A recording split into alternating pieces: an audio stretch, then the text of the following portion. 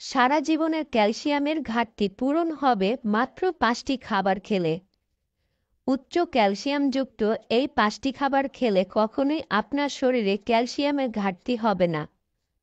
ঘাড়ের ব্যথা, পিঠের ব্যথা, হাঁটুর ব্যথা এই সব ধরনের ব্যথা হয় ক্যালসিয়ামের অভাবে।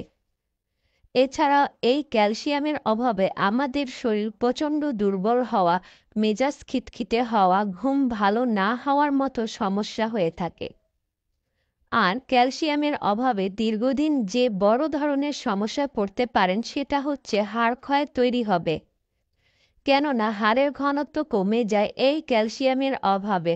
তাহলে চলুন উচ্চ ক্যালসিয়ামযুক্ত 5টি খাবারের নাম জেনে নেই। 1. পালং শাক। পালং শাকের মধ্যে প্রচুর পরিমাণে ক্যালসিয়াম রয়েছে। যাদের ইউরিক অ্যাসিড বেশি নেই এবং কিডনিতে কোনো সমস্যা নেই, তারা নিশ্চিন্তে প্রতিদিন 70 থেকে 100 গ্রাম পালং শাক খেতে পারেন। এতে করে আপনার বহুদিনের পুরনো ক্যালসিয়ামের অভাব পূরণ হবে। শুধু একটি কথা মনে রাখবেন, পালং শাক দ্বিতীয়বার ভুলেও গরম করে খাবেন না। আর রান্না করার 1 ঘন্টার মধ্যে খেলে সবচেয়ে বেশি উপকার পাবেন। আর পালং শাক রান্না করার পূর্বে 30 মিনিট ভিজিয়ে রাখুন। 2. সজনে পাতা। সজনে পাতা গুঁড়ো করে খেলে ক্যালসিয়াম অক্ষুণ্ণ থাকে।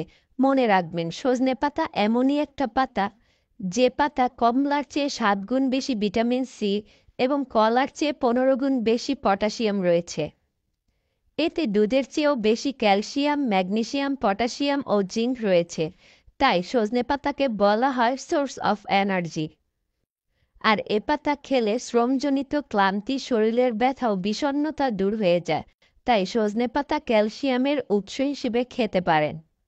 3. তিল।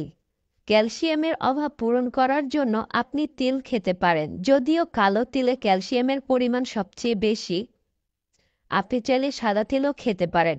এটি মাত্র 1 চা চামচ খেলেই 88 থেকে 89 মিলিগ্রাম ক্যালসিয়াম পাবেন, যা আপনার সারাদিনের অন্যান্য ক্যালসিয়ামযুক্ত খাবারের সমান।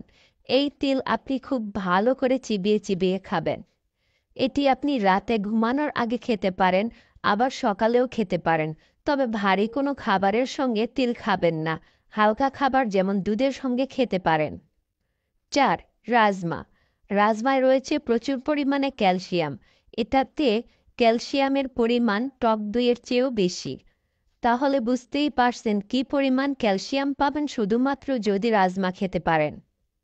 আপনি দৈনিক 100 গ্রাম রাজমা রান্না করে খেতে পারেন, তবে ভুলেও আদা সেদ্ধ খেতে যাবেন না। এতে শরীরের জন্য ক্ষতিকর। মনে রাখবেন, রাজমা সাদার চেয়ে কালো এবং লালটা সবচেয়ে বেশি ক্যালসিয়াম সমৃদ্ধ। 5. টক দই। মাত্র 1 কাপ টক দইয়ে ক্যালসিয়ামের পরিমাণ 280 থেকে 290 মিলিগ্রামের কাছাকাছি। যারা হৃদরোগে ভুগছেন বা একবার স্ট্রোক হয়ে গেছে বা হাই ব্লাড প্রেশার অথবা হাই কোলেস্টেরল রয়েছে, তারা অবশ্যই টক দই খাবেন।